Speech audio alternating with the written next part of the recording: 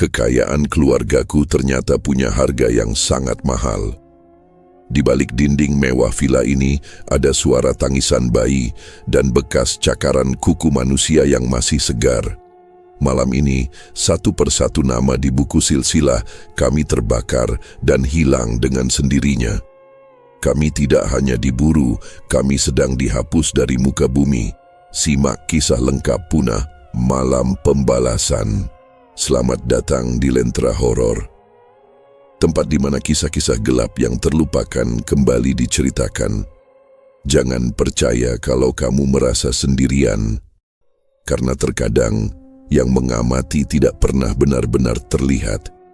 Matikan lampu, dekatkan dirimu, dan biarkan Lentera Horor menerangi kegelapan yang seharusnya tetap tersembunyi. Kalau kamu suka cerita seperti ini, langsung subscribe sekarang. Karena setiap hari akan ada kisah baru yang mungkin tidak ingin kamu dengar sendirian. Tulis di komentar, kamu nonton ini sendirian atau ada yang nemenin? Dan jangan lupa, share ke temanmu yang berani. Arumi menarik napas panjang, mencoba membuang rasa sesak yang menghimpit dadanya sejak mobil memasuki gerbang villa. Perjalanan panjang dari kota seharusnya berakhir dengan kelegaan, namun pemandangan di luar jendela justru memberikan kesan sebaliknya. Meskipun saat ini merupakan puncak musim hujan di wilayah pegunungan, tanah di sepanjang jalan menuju Villa Akar Wangi tampak pecah-pecah dan gersang. Tidak ada rumput hijau yang menyambut, hanya barisan pohon dengan dahan kering yang meliuk seperti jemari kurus yang meminta pertolongan. Arumi memandang kakeknya, Haryo Baskoro, yang duduk diam di kursi depan dengan tatapan lurus ke depan. Pria tua itu tampak sangat tenang, seolah ketidakwajaran alam di sekelilingnya adalah hal yang biasa.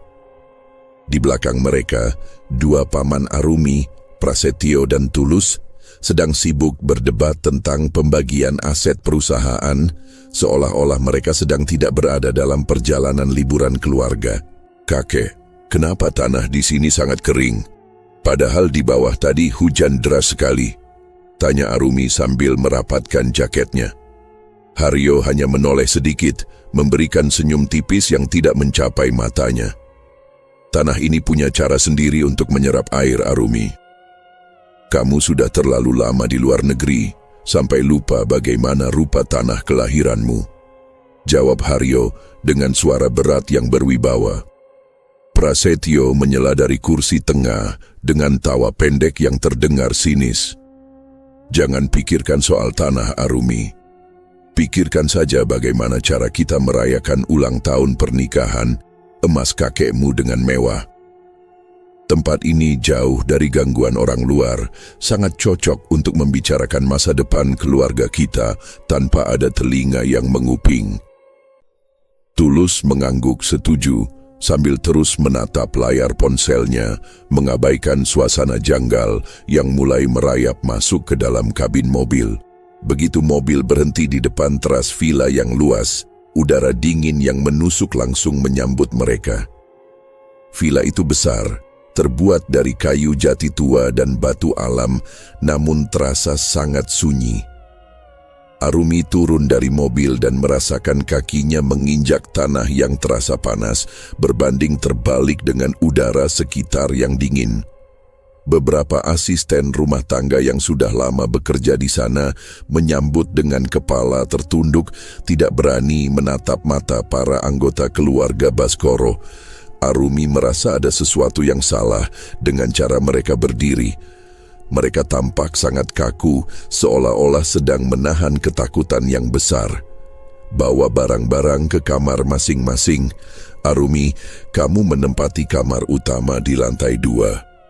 Kamar mendiang nenekmu," perintah Haryo sambil melangkah masuk tanpa menunggu jawaban. Di dalam bangunan, suasana tidak menjadi lebih baik. Lorong-lorong villa itu gelap dan berbau apek. Prasetyo dan Tulus langsung menuju ruang kerja kakek mereka. masih beradu argumen tentang siapa yang berhak mendapatkan porsi saham lebih besar setelah acara ini selesai. Mereka tidak memedulikan anak-anak mereka, sepupu-sepupu Arumi yang masih remaja, yang sibuk mengeluh karena tidak ada sinyal internet di tempat itu. Arumi berjalan perlahan menuju lantai 2. Setiap anak tangga yang ia injak mengeluarkan suara derit yang panjang, seolah kayu tersebut sedang merintih karena beban tubuhnya. Saat sampai di depan pintu kamar yang dimaksud kakeknya, Arumi mendadak berhenti. Sebuah aroma menyengat memenuhi indera penciumannya. Bau itu sangat spesifik, bau tanah basah yang bercampur dengan sesuatu yang busuk, persis seperti bau tanah yang baru saja digali di pemakaman. Arumi membuka pintu kamar dengan ragu. Kamar itu rapi, namun bau busuk itu justru semakin kuat di sana. Ia memeriksa setiap sudut ruangan, mencari sumber bau tersebut. Ia membuka jendela lebar-lebar untuk mengalirkan udara, namun angin yang masuk justru membawa hawa panas yang aneh. "Arumi, apa kamu sudah selesai membereskan barang?" Suara sepupunya Maya terdengar dari ambang pintu. Maya tampak pucat dan terus memilin ujung bajunya. "Bau apa ini, Arumi? Kenapa kamarmu baunya seperti ini?" tanya Maya sambil menutup hidungnya. Arumi menggelengkan kepala, ia merasa tenggorokannya mendadak kering. "Aku tidak tahu, Maya. Mungkin karena sudah lama tidak dibuka. Bagaimana dengan kamarmu?" Maya terdiam sejenak sebelum menjawab dengan suara bergetar. "Kamarku tidak bau, tapi aku merasa seperti ada orang yang terus berdiri di belakangku sejak aku masuk tadi." Mereka berdua terdiam dalam keheningan yang menyesakkan. Dari bawah terdengar suara tawa Haryo yang menggelegar, beradu dengan suara teriakan marah Prasetyo yang masih meributkan soal harta. Kontras antara kerakusan di lantai bawah dan ketakutan di lantai atas membuat Arumi merasa sangat terasing. Ia berjalan menuju tempat tidur dan melihat tumpukan bantal yang tertata rapi. Namun, saat ia menyentuh permukaannya, ia merasakan sesuatu yang lembab. Ketika ia menarik tangannya, telapak tangannya menghitam karena debu tanah yang basah. Bau tanah kuburan itu kini seolah menempel di kulitnya, tidak mau hilang meski ia sudah mencoba mengusapnya ke pakaian. Arumi kembali menatap ke arah cermin besar di sudut ruangan. Ia teringat ucapan kakeknya tentang tanah kelahiran. Ia merasa tanah ini tidak hanya sekadar kering karena cuaca, tapi seolah-olah tanah ini sedang menolak keberadaan mereka. Rasa tidak nyaman itu berubah menjadi kecemasan yang nyata saat ia melihat bayangannya sendiri di cermin. Di belakang pantulan tubuhnya, ia melihat bayangan hitam yang sangat tipis, seolah ada sosok yang sedang berdiri tepat di belakang bahunya. Namun, saat ia menoleh, ruangan itu kosong. Hanya ada Maya yang masih berdiri ketakutan di pintu. Arumi menyadari bahwa malam ini baru saja dimulai, dan bau busuk itu bukan berasal dari ruangan, melainkan seolah-olah merembes keluar dari dinding-dinding villa yang dibangun di atas tanah yang gersang ini. Ia berdiri terpaku, merasakan detak jantungnya yang semakin cepat, sementara bayang-bayang di luar jendela mulai memanjang seiring matahari yang tenggelam di balik bukit gundul. Ada sesuatu yang belum selesai di tempat ini, dan Arumi merasa dialah yang harus menghadapi sisa-sisa urusan tersebut. Arumi masih merasakan bekas debu tanah hitam yang menempel di telapak tangannya saat ia melangkah turun menuju ruang makan. Rasa cemas yang ia rasakan di kamar tadi tidak hilang, justru semakin menjadi-jadi karena bau tanah kuburan itu seolah terus mengikuti kemanapun ia bergerak. Di ruang makan yang luas, meja panjang kayu jati sudah dipenuhi dengan berbagai hidangan mewah. Cahaya lampu gantung yang terang benderang menyinari wajah-wajah anggota keluarga Baskoro yang sudah duduk rapi. Arumi duduk di sebelah Maya yang masih terlihat sangat pucat.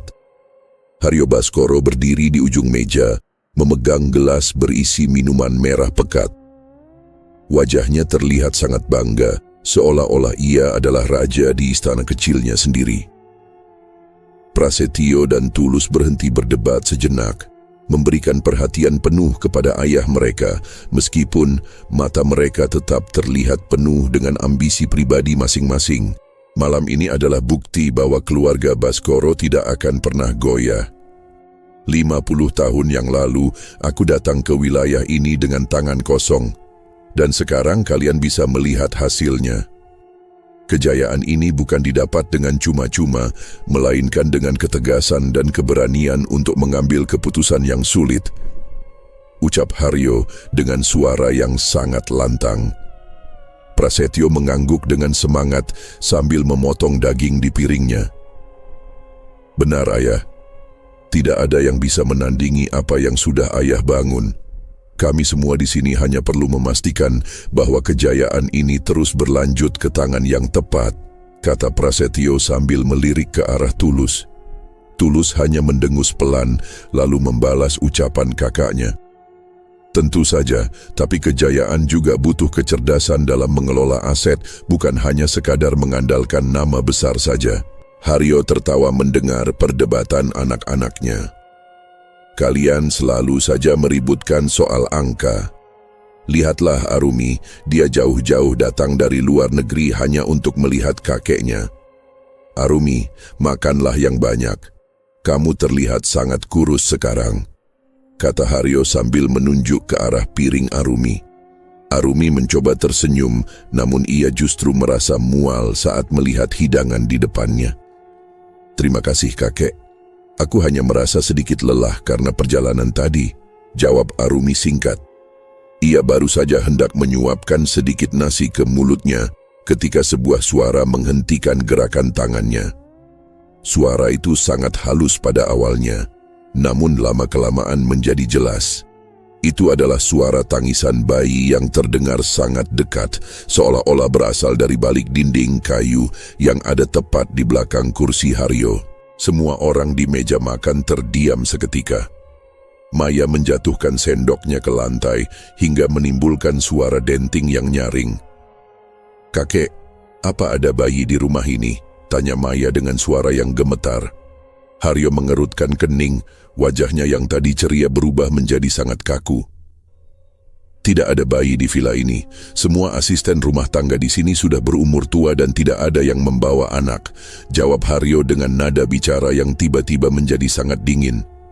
Prasetyo mencoba menenangkan suasana.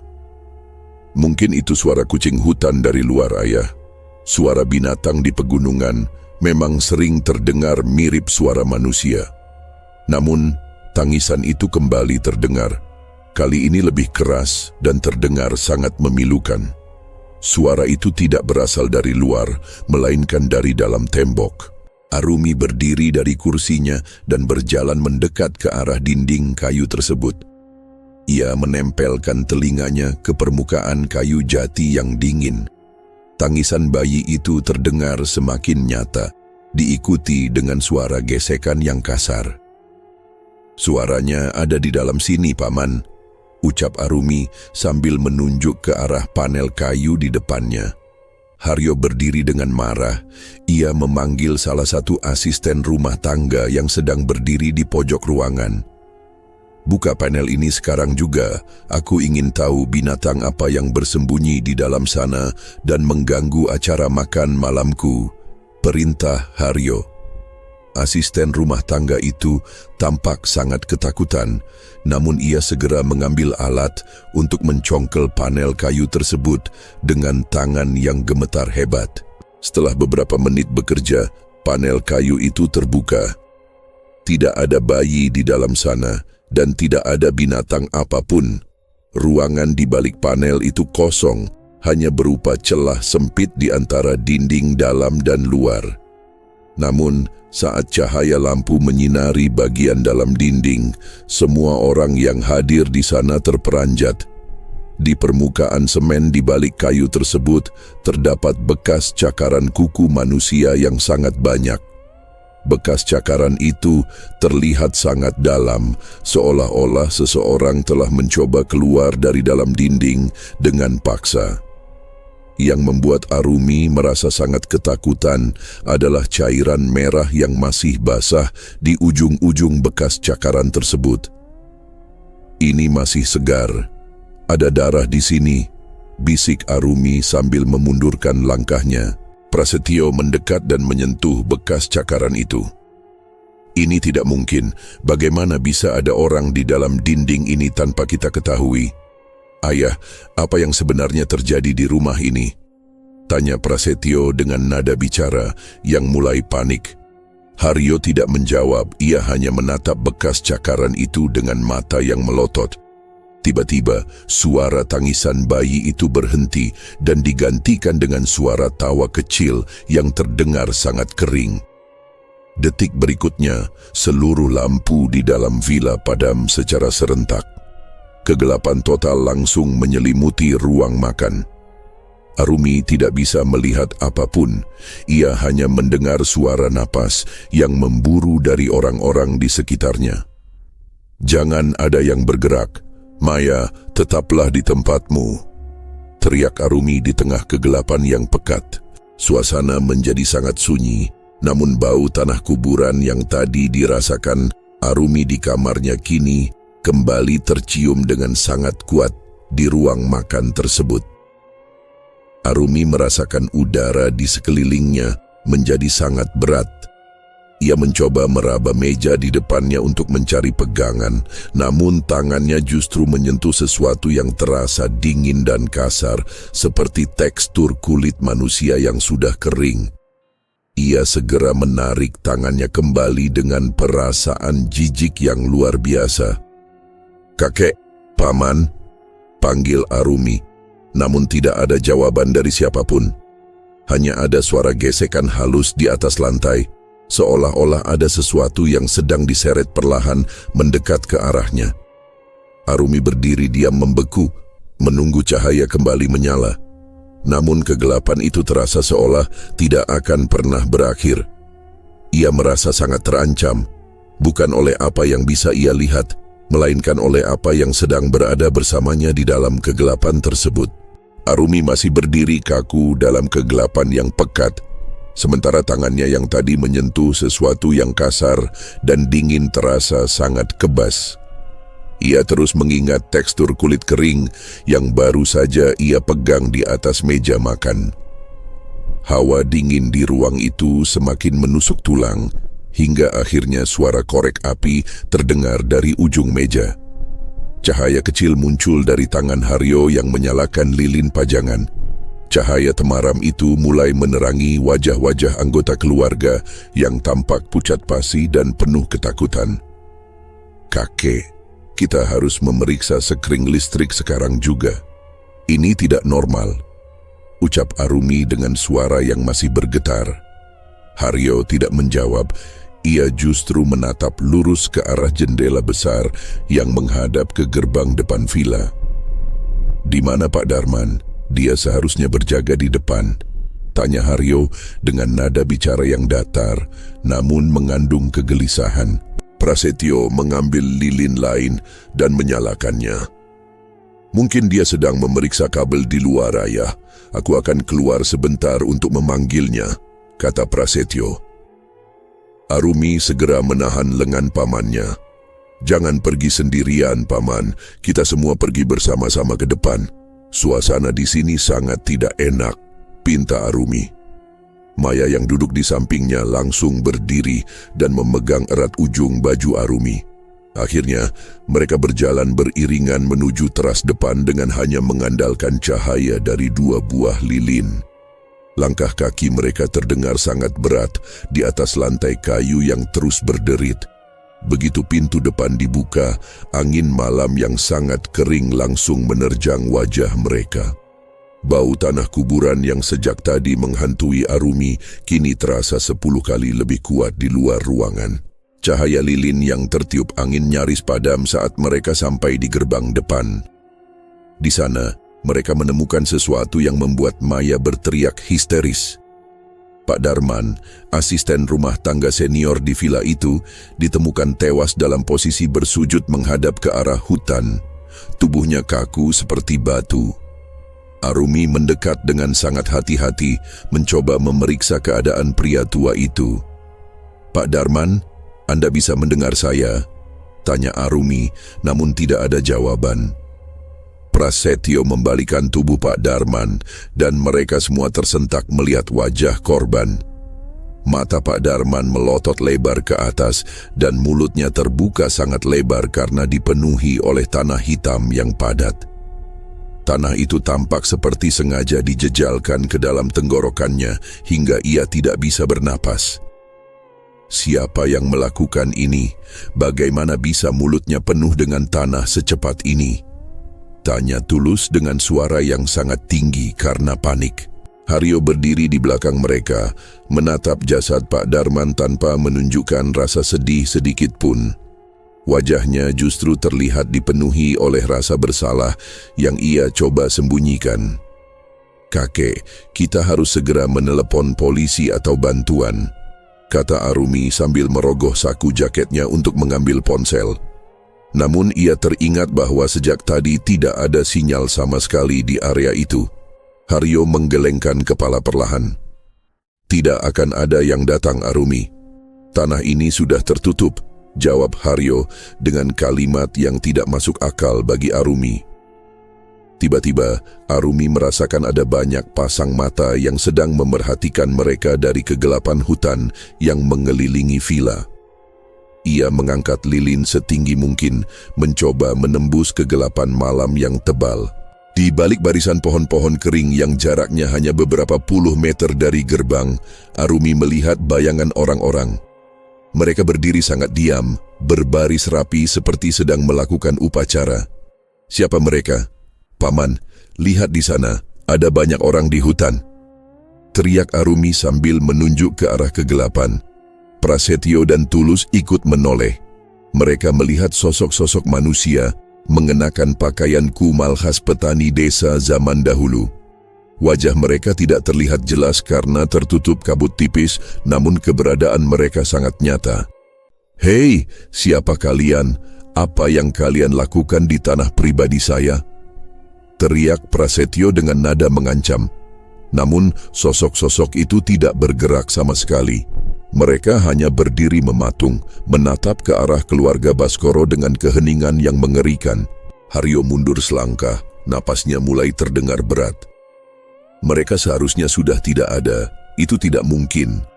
Kejadian itu sudah 40 tahun yang lalu," gumam Haryo dengan suara yang sangat pelan, namun Arumi masih bisa mendengarnya. Arumi menatap kakeknya dengan penuh tanda tanya. "Apa maksud kakek? Siapa mereka sebenarnya? Apa hubungannya dengan warga desa yang kakek maksud?" tanya Arumi dengan tegas. Haryo tidak menjawab, ia justru berbalik dan berjalan cepat masuk ke dalam vila. "Masuk semua, tutup pintunya sekarang juga, jangan biarkan mereka mendekat," teriak Haryo kepada anak dan cucunya. Prasetyo dan Tulus segera menarik Arumi dan Maya masuk ke dalam, lalu mengunci pintu utama dengan beberapa gerendel besi. Di dalam ruang tamu yang hanya diterangi cahaya lilin, Arumi masih terbayang wajah-wajah diam di dalam hutan tadi. Ia merasa bahwa orang-orang itu bukan sekadar tamu yang tidak diundang, melainkan pemilik asli dari tanah yang sekarang dipijak oleh keluarganya. Bau tanah di tangan Arumi kini terasa semakin menyengat, seolah-olah tanah itu sedang mencoba masuk ke dalam pori-pori kulitnya.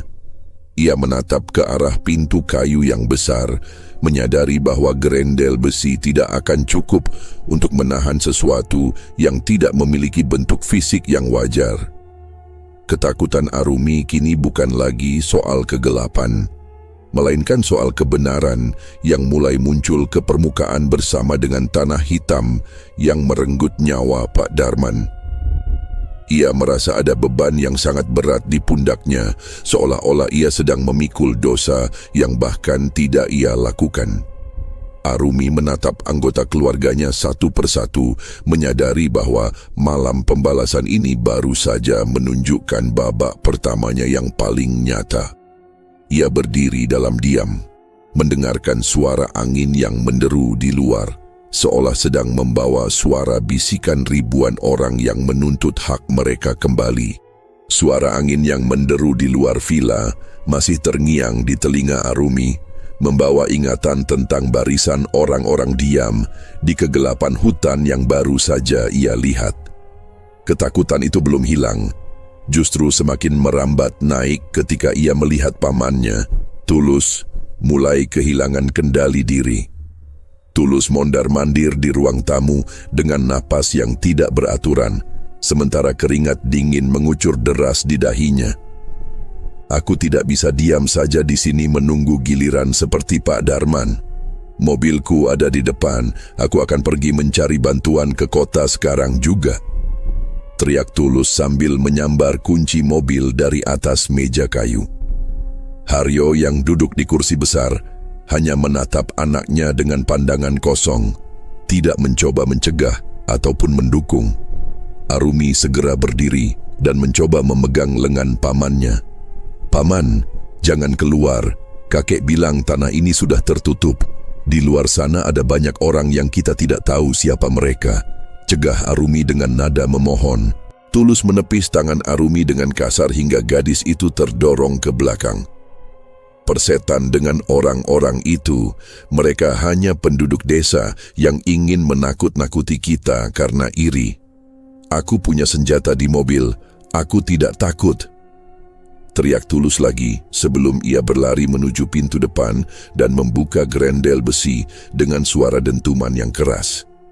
Prasetyo mencoba mengejar, namun Tulus sudah lebih dulu melompat ke dalam mobil SUV hitamnya yang terparkir tepat di depan teras. Mesin mobil menderu keras di tengah kesunyian malam yang mencekam. Arumi, Maya, dan Prasetyo hanya bisa berdiri di ambang pintu, memerhatikan lampu sorot mobil yang membelah kegelapan menuju gerbang utama. Mobil itu melaju dengan kecepatan tinggi, seolah Tulus ingin segera menghapus bayangan mayat Pak Darman dari ingatannya. Namun, sesuatu yang tidak masuk akal terjadi tepat di depan mata mereka. Jalanan di depan mobil Tulus terlihat lurus dan rata, tidak ada lubang ataupun batu besar. Tiba-tiba, ban mobil bagian belakang seperti diangkat oleh kekuatan yang tidak terlihat. Mobil itu terangkat tinggi ke udara, berputar 2 kali, lalu terbanting keras dalam posisi terbalik di tengah jalan. Suara hantaman besi dengan tanah terdengar sangat memekakkan telinga, diikuti dengan suara kaca yang pecah berserakan. Tidak ada ledakan, hanya suara mesin yang perlahan mati dan putaran roda yang masih berputar di udara. "Tulus!" teriak Prasetyo sambil hendak berlari keluar, namun langkahnya terhenti seketika. Dari kegelapan hutan, sosok-sosok diam yang tadi dilihat Arumi mulai berjalan pelan mendekati bangkai mobil yang terbalik. Mereka tidak menolong, mereka hanya berdiri mengelilingi mobil itu dalam diam, seperti sedang menyaksikan sebuah upacara kematian. Arumi menarik tangan Prasetyo untuk kembali masuk ke dalam vila. "Paman, kita tidak bisa menolongnya sekarang. Lihat mereka," bisik Arumi dengan suara yang hampir habis. Mereka kembali menutup pintu dan menguncinya rapat-rapat. Haryo masih duduk di tempat yang sama, namun kali ini ia mulai bergumam tidak jelas. Arumi merasa ada sesuatu yang menariknya untuk menuju ke ruang perpustakaan keluarga yang berada di sudut lantai 1. Ruangan itu adalah tempat Haryo menyimpan seluruh sejarah dan dokumen penting keluarga Baskoro. Begitu Arumi mendorong pintu perpustakaan, ia melihat asap tipis keluar dari sebuah meja panjang di tengah ruangan. Di sana terletak sebuah buku besar dengan sampul kulit berwarna coklat tua, buku silsilah keluarga Baskoro yang selalu dibanggakan oleh kakeknya. Tanpa ada api dari korek ataupun lilin di dekatnya, buku itu mulai mengeluarkan bara api dari bagian tengah halamannya. Arumi mendekat dan melihat sebuah fenomena yang mengerikan. Lembaran kertas di dalam buku itu terbakar dengan sendirinya secara perlahan. Api itu tidak menghanguskan seluruh kertas sekaligus, melainkan hanya membakar bagian yang berisi nama-nama anggota keluarga. Arumi melihat nama Tulus Baskoro di dalam daftar tersebut. Tepat saat ia menatap nama itu, api kecil menjilat tulisan tersebut hingga menghitam dan berubah menjadi abu. Nama itu menghilang sepenuhnya dari permukaan kertas, menyisakan lubang kosong yang tembus ke halaman di bawahnya. Arumi merasa jantungnya berhenti berdetak saat melihat nama-nama lain juga mulai memudar, seolah-olah tinta yang digunakan sedang dihisap kembali oleh kertas tersebut. "Kakek, Paman Pras, lihat buku ini!" teriak Arumi dari dalam perpustakaan. Prasetyo dan Haryo segera masuk ke dalam ruangan. Prasetyo mencoba memadamkan api kecil itu dengan tangannya, namun ia langsung berteriak kesakitan. "Panas sekali, ini bukan api biasa," ucap Prasetyo sambil memegang tangannya yang kini tampak memerah. Haryo melangkah maju dengan gemetar. Ia menatap buku yang sedang terbakar itu dengan tatapan hancur. Ini adalah sumpah mereka. Nama yang tertulis di sini akan terhapus satu persatu sampai tidak ada yang tersisa untuk diingat, bisik Haryo dengan suara parau. Arumi melihat ke arah halaman selanjutnya dan menemukan namanya sendiri, Arumi Baskoro. Masih tercetak jelas, namun warna tintanya mulai berubah menjadi kecoklatan, seolah sedang menunggu giliran untuk dihanguskan oleh bara yang tidak kunjung padam. Tensi di dalam ruangan itu menjadi sangat berat. Arumi merasa seolah-olah ruang perpustakaan itu semakin sempit dan oksigen di sekitarnya mulai menipis. Bau tanah kuburan kembali menyerang indera penciumannya. Kali ini bercampur dengan bau kertas yang terbakar dan aroma busuk yang sangat menyengat. Ia menatap wajah kakeknya yang kini terlihat sangat tua dan rapuh, namun juga menyimpan rahasia besar yang belum terucap. Prasetyo mulai berteriak-teriak tidak jelas, menyalahkan Haryo atas apa yang terjadi pada Tulus dan keganjilan yang mereka alami. Arumi hanya bisa terdiam memandangi buku silsilah yang terus mengeluarkan asap tipis tersebut. Ia menyadari bahwa kematian Tulus di luar sana dan terbakarnya nama di buku ini adalah satu kesatuan yang tidak bisa dipisahkan. Malam belum juga berakhir dan daftar nama di buku itu masih sangat panjang untuk dihabiskan oleh api yang haus akan darah keluarga Baskoro. Arumi memegang dadanya yang sesak, merasakan ada sesuatu yang belum selesai dan ia tidak tahu berapa banyak lagi nama yang akan hilang sebelum matahari terbit. Arumi masih berdiri mematung di depan meja perpustakaan, menatap sisa abu dari nama pamannya yang baru saja lenyap ditelan bara api. Rasa sesak di dadanya semakin menjadi saat melihat namanya sendiri mulai berubah warna, seolah sebuah peringatan bahwa waktu mereka tidak banyak lagi. Di tengah keheningan yang mencekam itu, suara debuman keras terdengar dari arah dapur, diikuti oleh teriakan Andra, cucu tertua keluarga Baskoro. Arumi dan Prasetyo segera berlari menuju sumber suara, meninggalkan Haryo yang masih duduk terpaku, menatap buku silsilah yang berasap. Di dapur, mereka menemukan Andra sedang berdiri di depan sebuah lubang gelap yang terbuka di lantai, tepat di bawah lemari penyimpanan makanan yang sudah bergeser posisi. "Andra, apa yang terjadi?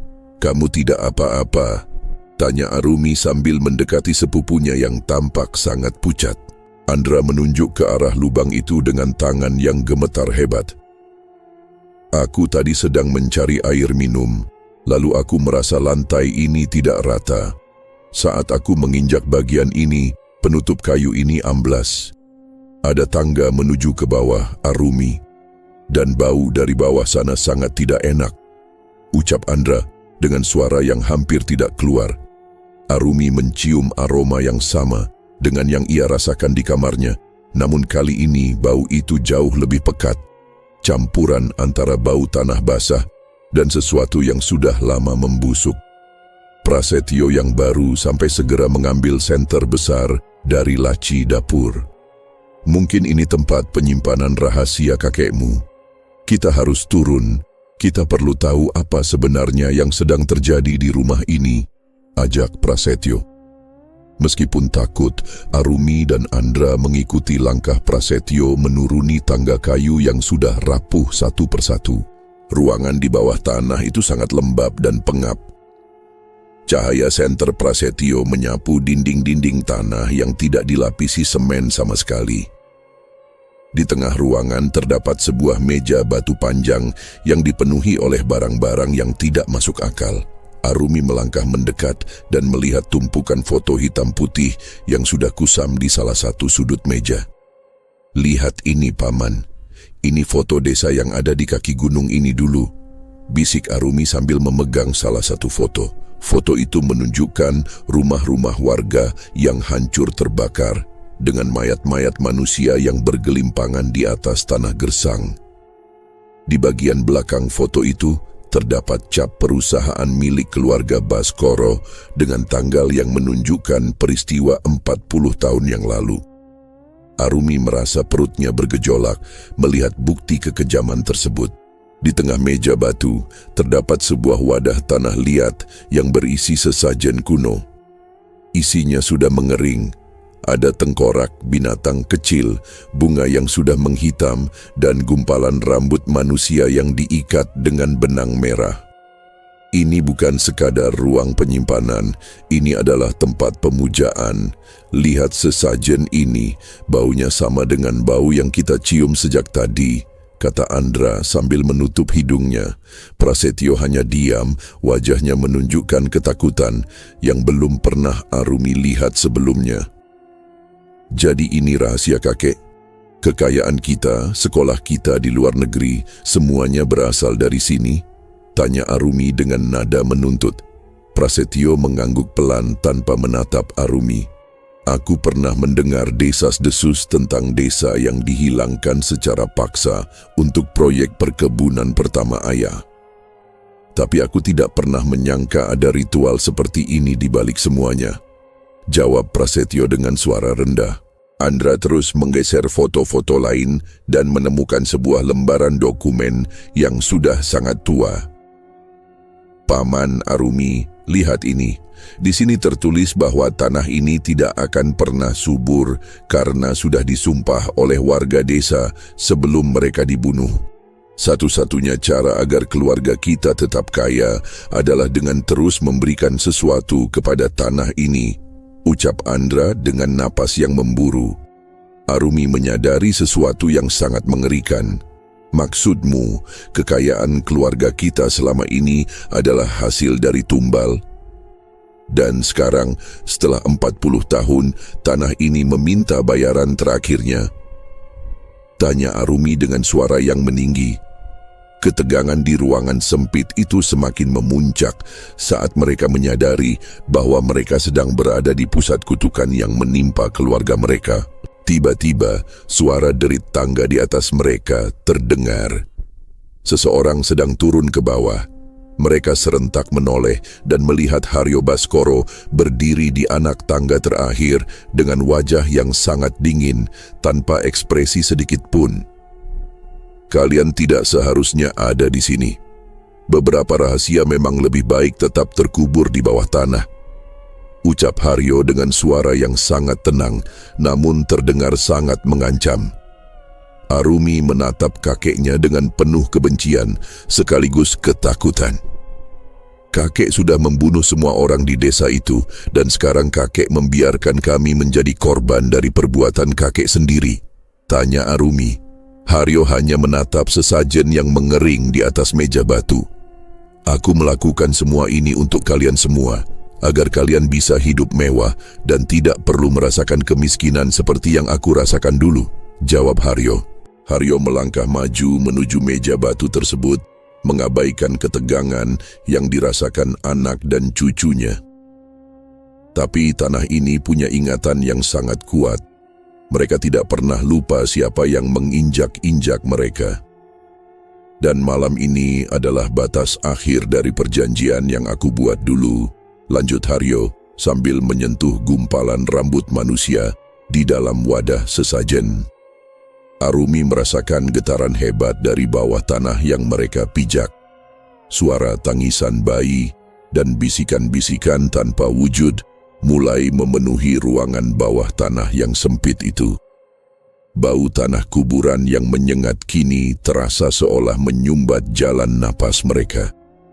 Arumi menatap sekeliling, menyadari bahwa ruang rahasia ini bukanlah tempat perlindungan, melainkan penjara bagi mereka semua. Prasetyo mencoba menarik Arumi dan Andra untuk naik kembali ke atas. Namun pintu kayu di atas tangga tiba-tiba tertutup dengan suara dentuman yang sangat keras, mengunci mereka di dalam ruangan pengap tersebut. Cahaya senter di tangan Prasetyo mulai berkedip-kedip seolah baterainya akan segera habis. "Kakek, buka pintunya, kita tidak bisa tetap di sini," teriak Andra sambil berlari menuju tangga. Haryo hanya berdiri diam di depan meja batu, membelakangi mereka semua.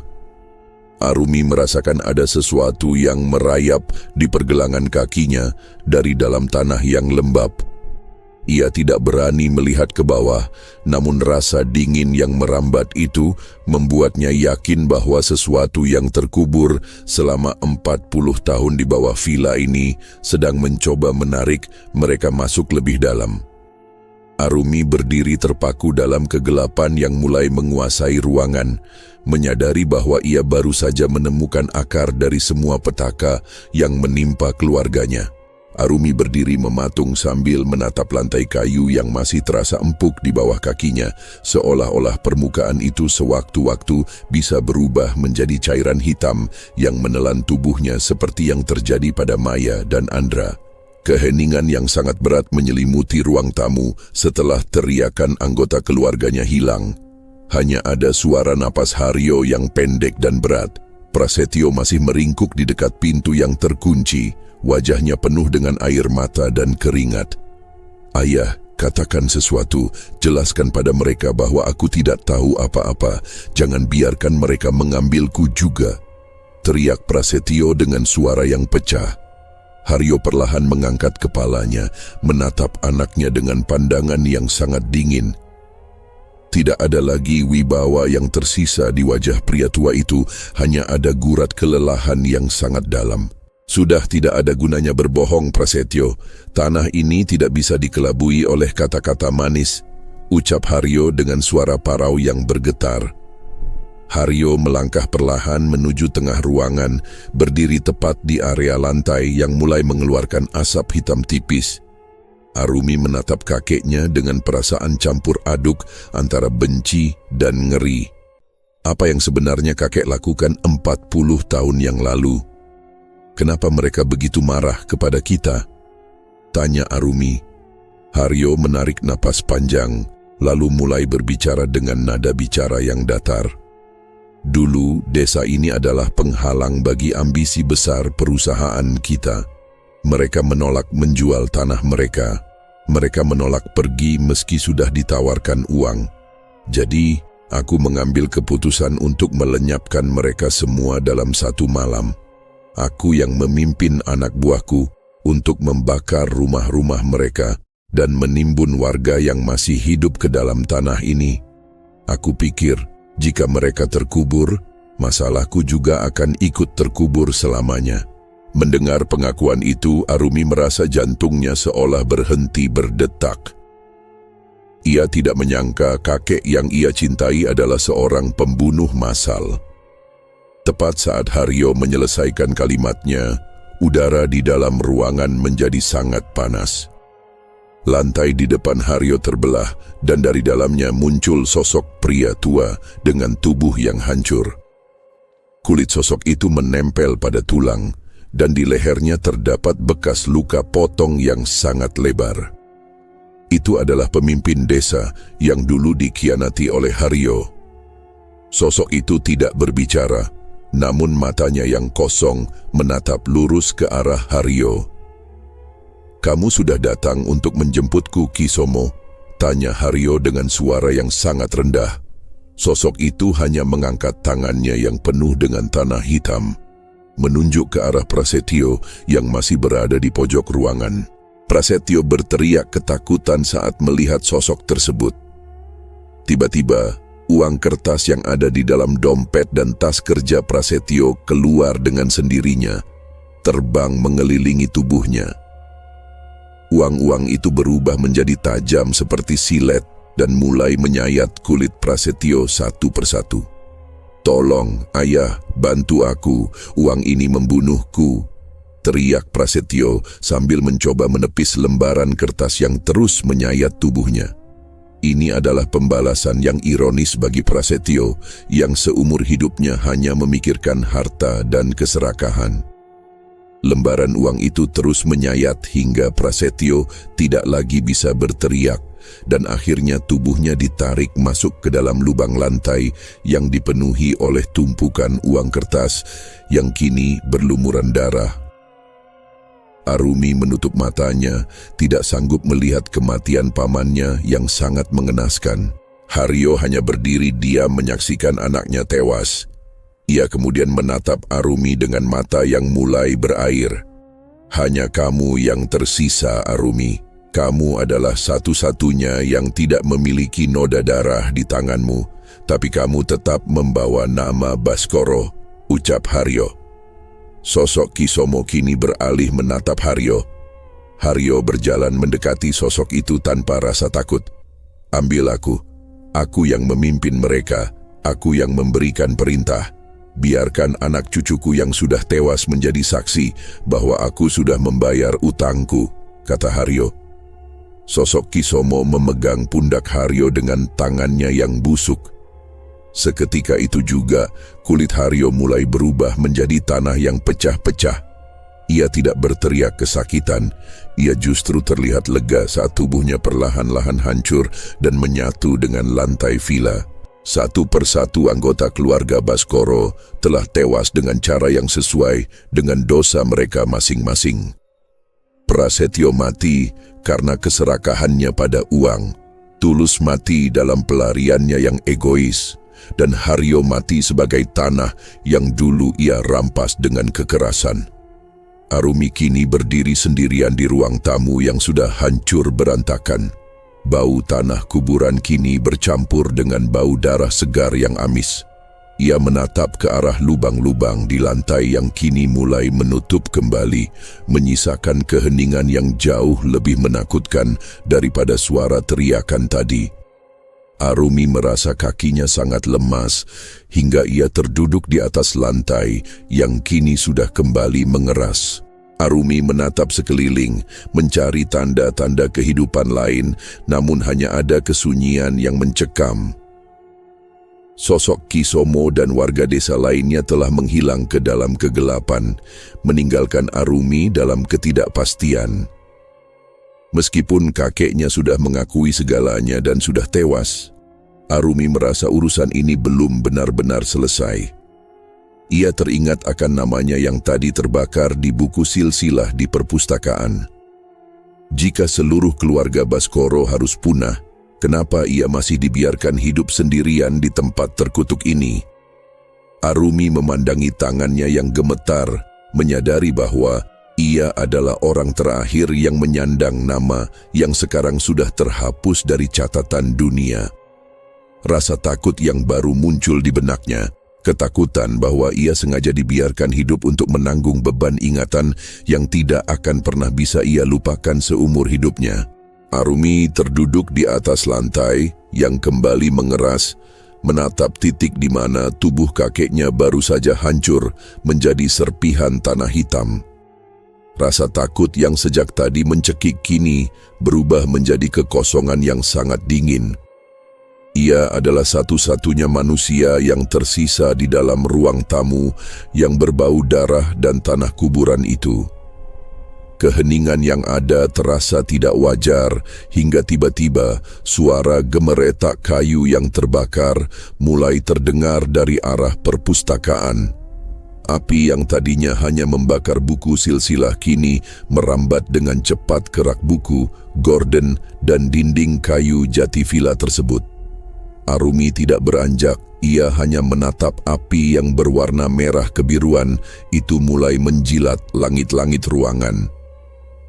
Panas mulai menyengat kulitnya, namun hatinya merasa bahwa api ini adalah satu-satunya cara untuk membersihkan noda yang ditinggalkan keluarganya di tanah ini. Kenapa kalian meninggalkanku sendiri? Kenapa aku tidak ikut dibawa pergi? Tanya Arumi dengan suara lirih ke arah kegelapan yang masih tersisa di sudut ruangan. Tidak ada jawaban, hanya suara kayu yang patah dan api yang semakin membesar. Arumi berdiri dengan sisa kekuatannya. Ia berjalan menuju pintu utama yang kini sudah tidak lagi terkunci. Saat ia mendorong pintu tersebut, pemandangan di luar sana sudah berubah. Sosok-sosok warga desa yang tadi mengepung villa telah menghilang. Yang ada hanyalah kabut tipis yang mulai memudar seiring dengan warna langit yang berubah menjadi abu-abu kebiruan. Fajar mulai menyingsing di balik bukit yang gundul, menyinari sisa-sisa mobil Tulus yang masih terbalik di tengah jalan. Arumi melangkah keluar, meninggalkan villa akar wangi yang kini telah menjadi lautan api yang sangat besar.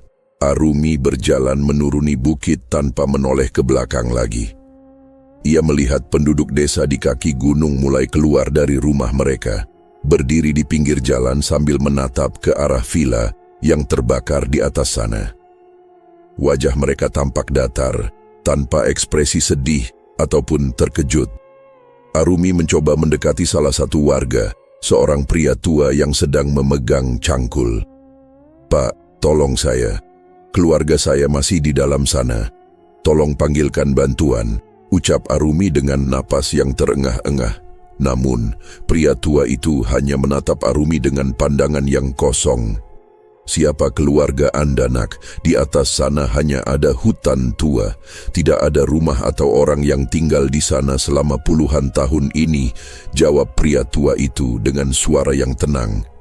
Arumi tertegun, ia menunjuk ke arah api yang masih membubung tinggi.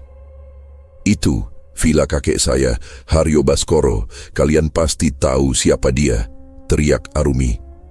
Pria itu menggelengkan kepala perlahan. "Saya tidak pernah mendengar nama itu.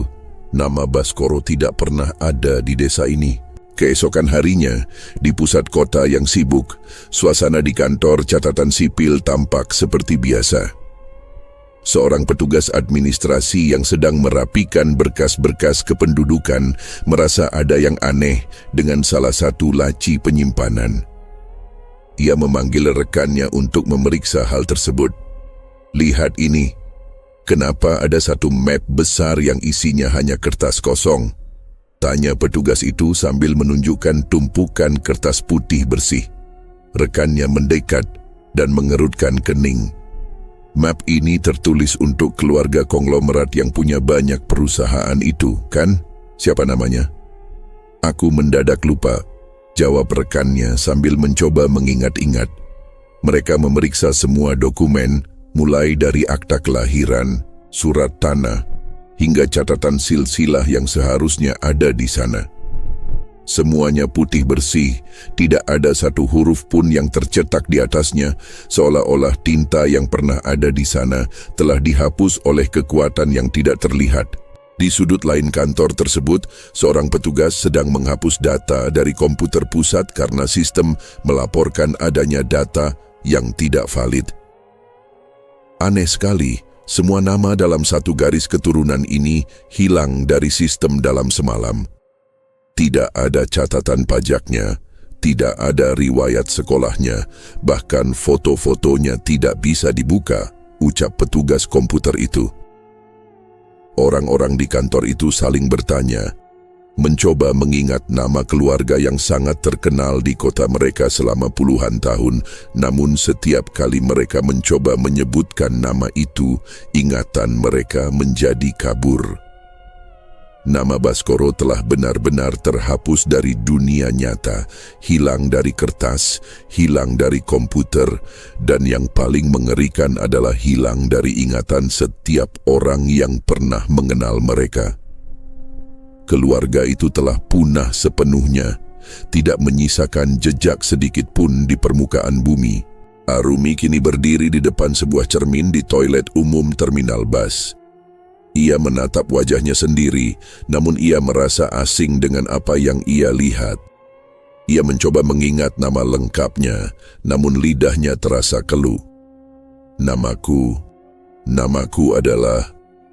Arumi berhenti berbicara karena ia benar-benar tidak bisa mengingat nama belakangnya. Ia membuka tas kecil yang ia bawa, mencari tanda pengenal atau paspor miliknya. Saat ia menemukan kartu identitasnya, ia tersentak melihat kartu itu hanya berupa plastik polos tanpa tulisan dan tanpa foto. Semua bukti tentang keberadaannya telah hilang.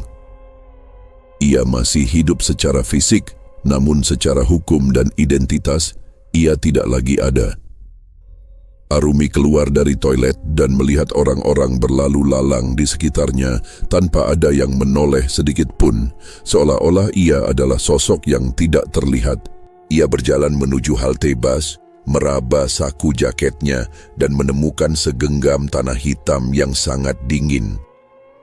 Bau tanah kuburan itu kembali menyerang indera penciumannya dengan sangat kuat.